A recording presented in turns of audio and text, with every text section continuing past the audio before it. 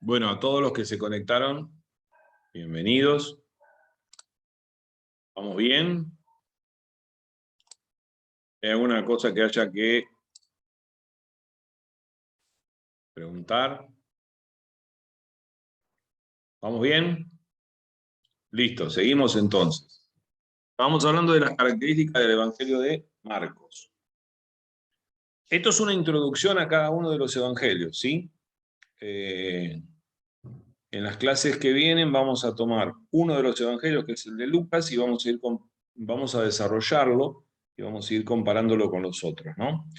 ¿Cuál es la característica del Evangelio de Marcos? Dijimos que algunos creen que fue dirigido a la iglesia que se hallaba en Roma, porque ¿se acuerdan de ese versículo que estuvimos leyendo en momentos anteriores, donde Pedro, que dice, la iglesia que está en Babilonia, elegida juntamente con vosotros, y Marcos mi hijo os saludan? Primera carta de Pedro 5:13. Bueno, algunos creen que el Evangelio fue dirigido a la iglesia que estaba en Roma, algunos autores. ¿Por qué? Porque esa declaración de Pedro, en la primera carta de Pedro, respecto a Marcos y a él que se encontraban en Babilonia, puede ser tomada como que realmente estaban en Babilonia, pero en el Apocalipsis se habla de Babilonia, se habla de Roma. Y recordemos que Pedro estuvo parte de su ministerio en Roma. Otra característica, Marcos habla por lo menos dos idiomas, ¿sí? El griego y el hebreo, porque tiene un pensamiento semítico, ¿sí?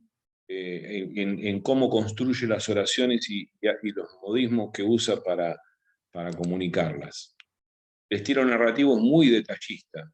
¿Sí? ¿En qué puntos es detallista? Por ejemplo, el relato de la tentación es muy conciso, ¿sí? Pero le añade un detalle muy particular que habla de cómo estaba solo el Señor en ese momento.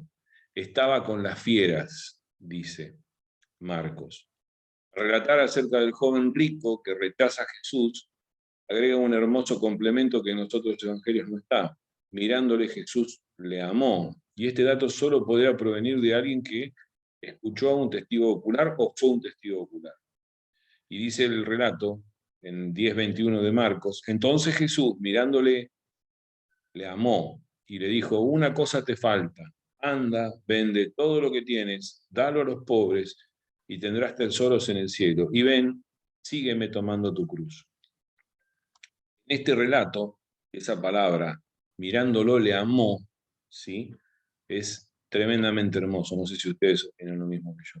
La distribución de la multitud, a ver, cuando estaba la multitud y Jesús alimentó a esa multitud. Bueno, en el detalle que él pone, dice que estaba muy bien distribuida esa multitud. Parece un detalle insignificante, pero lo pinta su detallismo que hace en los relatos. También narra de forma muy concreta la ocasión cuando una mujer rompió un frasco de perfume en los pies del Señor. Dice, y envió dos de sus discípulos y le dijo, no, esta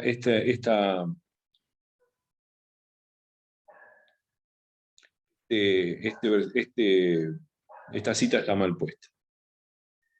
Otra característica, este evangelio se caracteriza por ser breve, pero muy detallista, de forma tal que es evidente que el autor debió de basar el relato en uno o varios testigos oculares. Otra cualidad es que es muy franco al escribir, no anda con vueltas.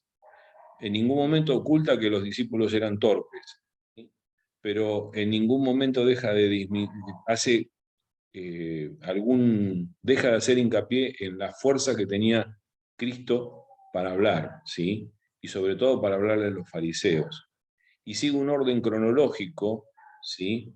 Pero aunque no tan estricto como lo hace Lucas. El relato es muy ordenado, pero no tan ordenado como lo hace Lucas, como vamos a ver ahora. Y no es tampoco su objetivo para nada demostrar a Jesús solamente como el Mesías, ¿sí? En cuanto a la estructura del Evangelio, lo podemos dividir en dos grandes sesiones. El ministerio de Jesús en Galilea, que van del capítulo 1 al 9, y la semana de la Pasión, que van desde el 11 al 16. ¿Sí? Y el capítulo 10 sería el nexo entre esas dos partes. Bueno, ahora vamos a llegar a la introducción de el Evangelio de Lucas. ¿Sí? Es uno de los tres evangelios es uno de los más ricos. Todos son hermosos, pero es muy rico. Fue uno de los tantos compañeros del autor. Vamos a hablar del autor, ¿no? Primero vamos a citarnos en el autor. Fue uno de los compañeros de Pablo en sus giras misioneras. Poco sabemos de él, pero Pablo lo llamaba el médico amado. Entonces sacamos como conclusión de que era un médico de profesión. Colosenses 4:14 dice: os saluda Lucas, el médico amado, y demás.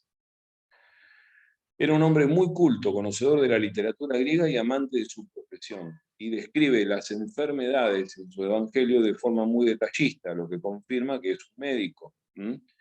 Puso especial atención en aspectos sociales del evangelio de Cristo. Hay quienes creen que el hermano muy reconocido, mencionado por Pablo, es nada menos que Lucas, ¿sí? En la segunda carta a Colosenses 8:18. Junto con él les enviamos al hermano que se ha ganado el reconocimiento de todas las iglesias por los servicios prestados al Evangelio. Podemos concluir diciendo que Lucas fue uno de los más queridos colaboradores de Pablo, por ello sus escritos gozaron de tanta aceptación por parte de la iglesia primitiva.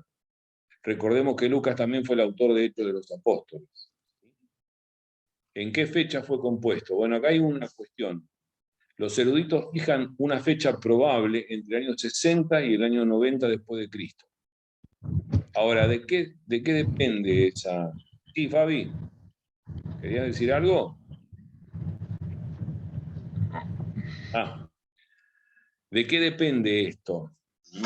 De la fecha en que pongamos que le otorguemos a la escritura de Hechos de los Apóstoles. ¿Sí? ¿Por qué? A ver, vamos a analizarlo un poco. Hay algunos que aceptan que toda la documentación que tuvo Lucas hacen que se fije este evangelio posterior al año 70. Pero para que esto pasara, Lucas, o sea, esto es porque Lucas de esa manera pudo consultar el evangelio de Marcos y de Mateos.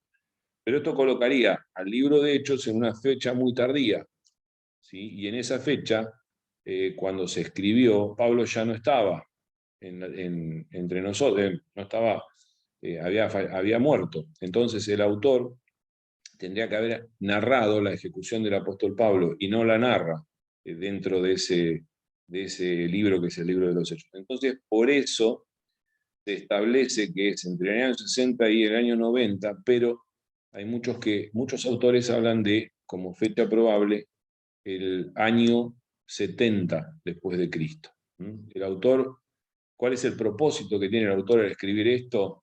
Comienza su intención de relatar con precisión histórica la vida y la obra de Cristo. Para ello, ha consultado a muchos testigos oculares de los hechos que narra, ¿sí?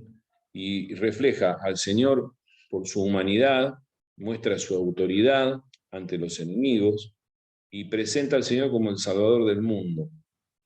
El término salvación o salvador aparece 19 veces en el Evangelio de Lucas. En cambio, entre Mateo y Marcos juntos aparece 14. ¿Sí? Por el tipo de lenguaje que emplea, ¿sí? Este Evangelio estaba destinado principalmente a los lectores de origen gentiles, ¿sí? Y no tanto a los judíos. ¿Cuáles son las características? Bueno, tiene varias características. Una, el énfasis que pone en el carácter de Cristo como Salvador de la humanidad. Mateo se encarga de presentar a Jesús como el Mesías prometido de Israel. Y Lucas presenta a Jesús como el Salvador del mundo, el Salvador de la humanidad. ¿Sí? Mateo señala que el cumplimiento de las promesas, que Cristo es el cumplimiento de las promesas dadas a Abraham. Pero Lucas señala que es el cumplimiento de la promesa hecha a toda la humanidad. La salvación es el motivo de gozo, según Lucas. El ángel, al anunciar el nacimiento de Mesías, dice traer una buena noticia, que causará gran gozo, Lucas. Los milagros del Señor son hechos que generan mucha alegría, y la conversión de un pecador origina alegría y fiesta para la iglesia y para Cristo. Otra característica, presenta un énfasis especial en el rol de las mujeres en el ministerio de Jesús. Tanto judíos y gentiles trataron con desprecio a la mujer, pero Lucas destaca que Jesús tuvo hacia las mujeres un trato especial, ¿sí?, para poder revertir esta situación. Los cánticos de María y Elizabeth ocuparon un lugar importante en este evangelio. También menciona a mujeres que sirvieron con Jesús, narra lo sucedido cuando Jesús visita la casa de Marta y María, presenta la parábola de la mujer y de la moneda, narra muchos episodios que tienen que ver con hogares y familias felices. Otra característica, destaca la bondad o misericordia del Señor, quizás en mayor medida que Mateo y Marcos. Las parábolas de Mateo giran en torno al reino, en cambio las de Lucas se centran en la persona, ¿sí?, en las personas. Vemos en Lucas a Jesús acercándose a marginados sociales, la prostituta arrepentida, a Mateo. O sea que le da una connotación social Lucas al Evangelio. Le da prominencia a la obra del Espíritu Santo. Las alusiones al Espíritu Santo son mucho más frecuentes que en otro de los evangelios, en cualquiera de los otros dos evangelios sinópticos. Lucas marca muy profundamente las oraciones del Señor, ¿sí? Hace 9 alusiones a la vida de oración del Señor. Esto nos muestra a un Jesús abocado a orar permanentemente. Acá tenemos 9 versículos que los podemos leer tranquilamente del texto, ¿no? En estas 9 ocasiones Lucas nombra a Jesús orando. 3:21, aconteció que cuando todo el pueblo se bautizaba, también Jesús fue bautizado, y orando el cielo se abrió.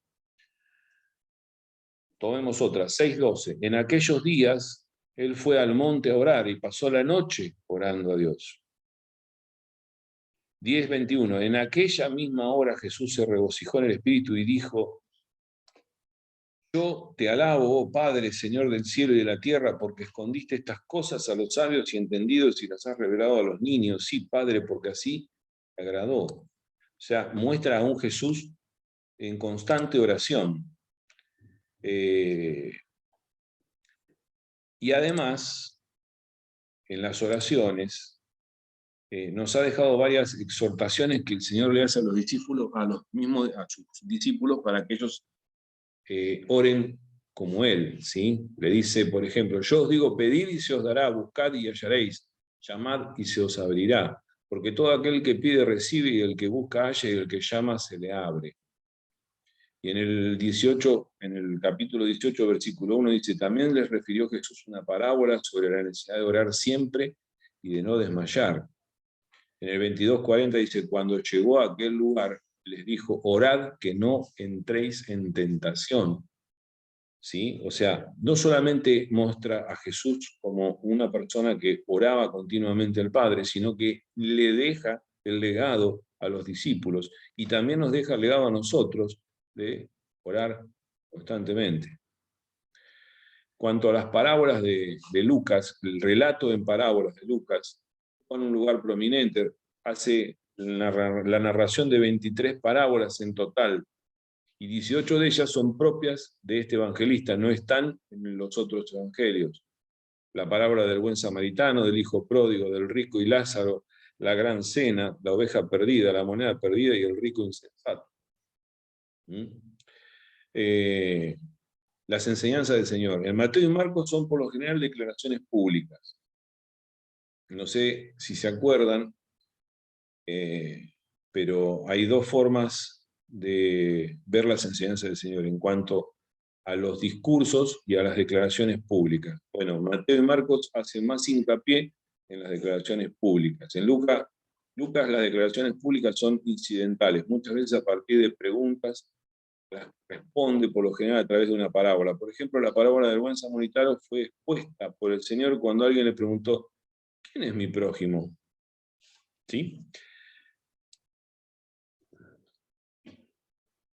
El estilo literario de Lucas es único, comparado con los otros.